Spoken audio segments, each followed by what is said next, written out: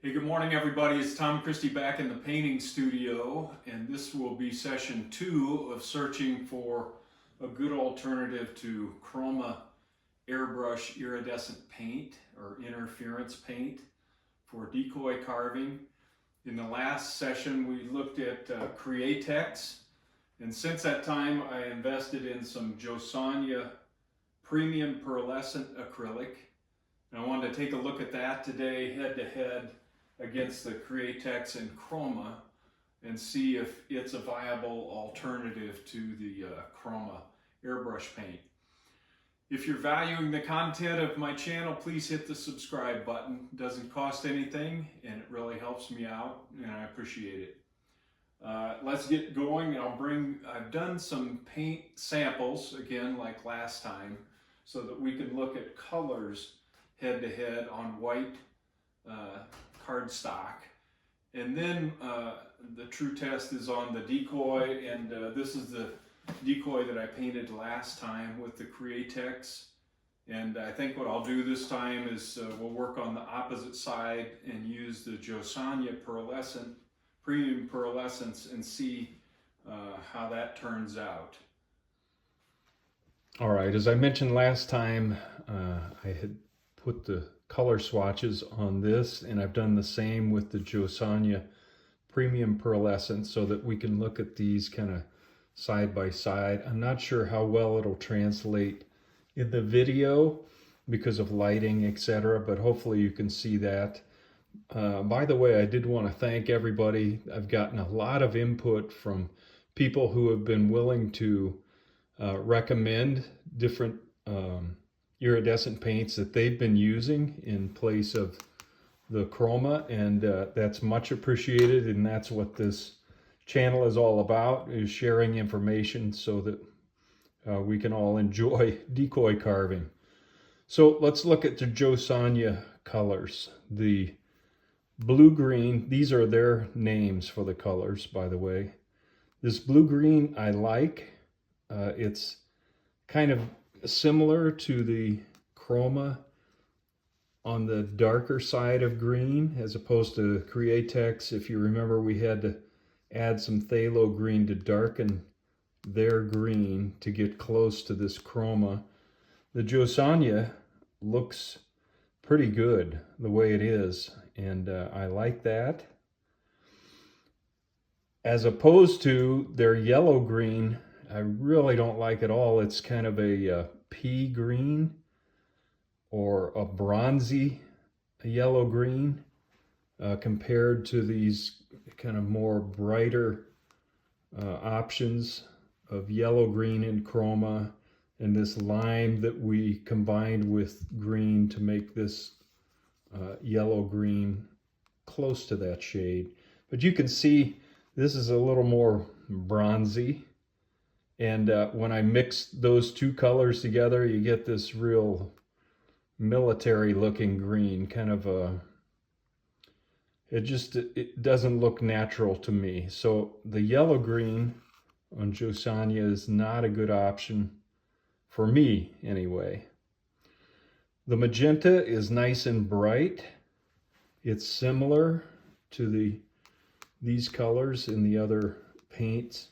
A little bit darker and deeper, richer than the Createx Pearl. And I think in general, just as a gut check, there seems to be more of a pearlescence in the Createx, which has a tendency to take it to the metallic side. And I'm interested in spraying these to see how they perform. But there's a little less of that pearl. You can still see it. Let me tilt this. I mean, it's definitely there, but not quite as much reflection as you get on the Createx. Moving on to the deep blue color, they call it deep blue. Compared to the Createx and the Chroma, these are a little cooler and darker values of blue. The Jo Sonja is leaning towards a turquoise a little bit, but I like the depth of color there, and I want to pull in a, I don't know if you can see this, but a recent mallard that I shot, and you can see in that speculum there's a variety of colors, from a cold darker blue here to kind of that turquoise color or deep blue on the edges. And so I think this might be a nice option for mallard speculum. Again, I'm going to investigate that further. And then down here is the violet. It's kind of a nice, similar to this plum, but again, a little bit bolder color, a little less pearlescence than in the plum here, Createx, and then a real nice deep violet. I like that option as well. So as with most things, one size doesn't fit all. I'm seeing some colors I like across the palette here between the two companies, but I definitely don't like the yellow-green option that Jo Sonja has today. May want to investigate, there may be some yellows for mixing, but I'm trying to find colors that you don't have to do too much mixing with. So hopefully you can see that. I'll give it a little bit of a tilt again to give you a, and these are 4 coats on each color swatch, so that they're kind of head to head as far as coverage goes. Now I think I want to try this blue-green on the mallard head, and then take a look at that to see if we need any additional highlighting with the airbrush.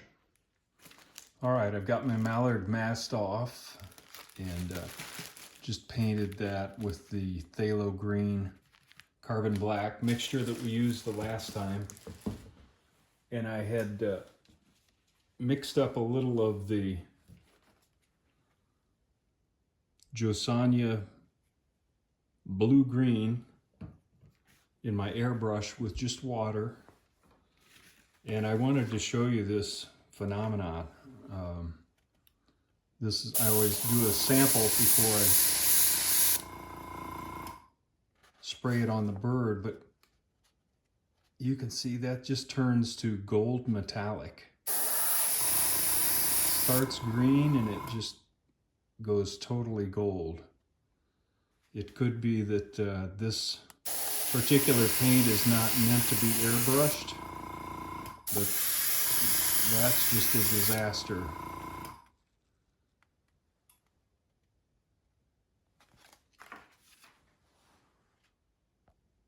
Just to be sure, I'm going to go ahead and use my airbrush to paint on a little bit of that color and just see what it looks like on a hard surface.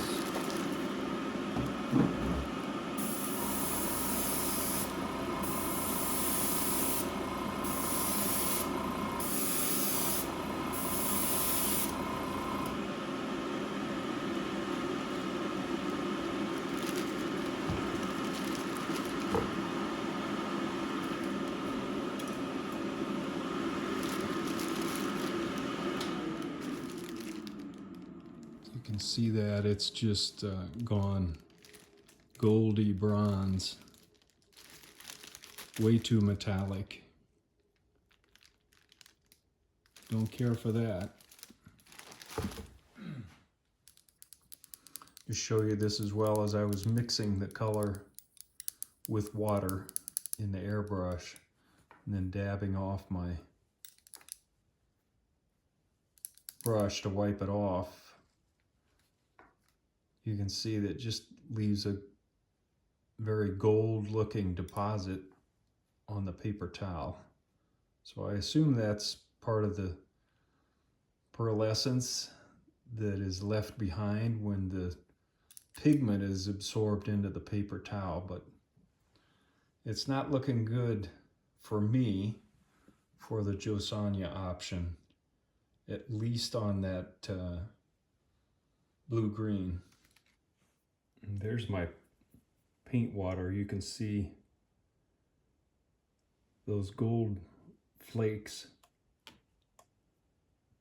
really prevalent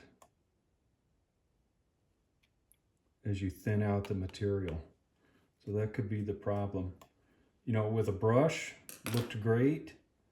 Airbrushing, not so much. I was curious to see if the same thing would happen with the deep blue color. So I'm just adding that to my airbrush with a little bit of water and mixing that up.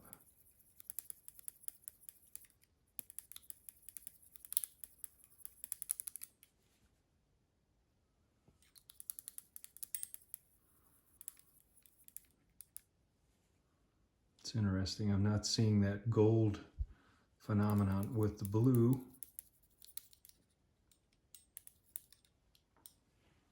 So let's try spraying a little bit.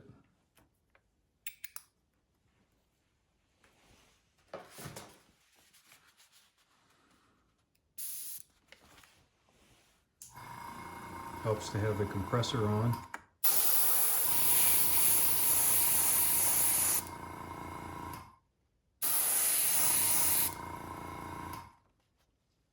I'm seeing a little bit of that same phenomenon, but not to that extent. I masked off the speculum of this decoy. I'm just going to give it a quick try, see what it looks like.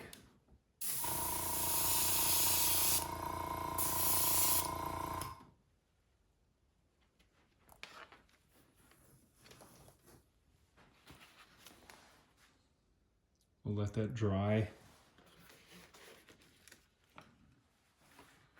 That's the Jo Sonja Deep Blue after about 3 thin coats on the speculum area there.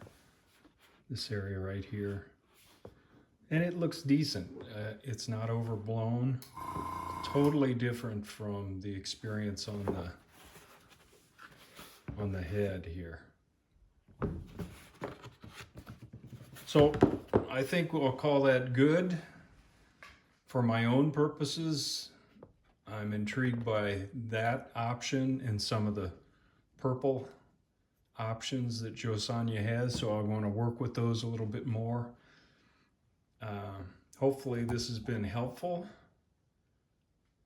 as we continue the search for a good iridescent acrylic paint in the airbrush.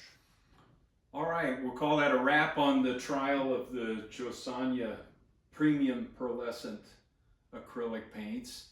Some applications, definitely, I like some of their colors in brush painting.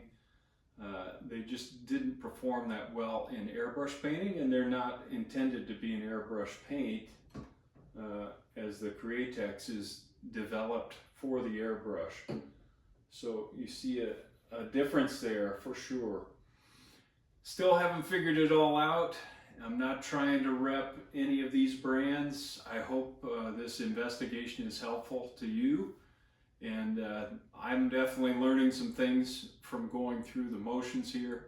Hopefully it'll be helpful to you as well. Till next time, Tom Christie signing out.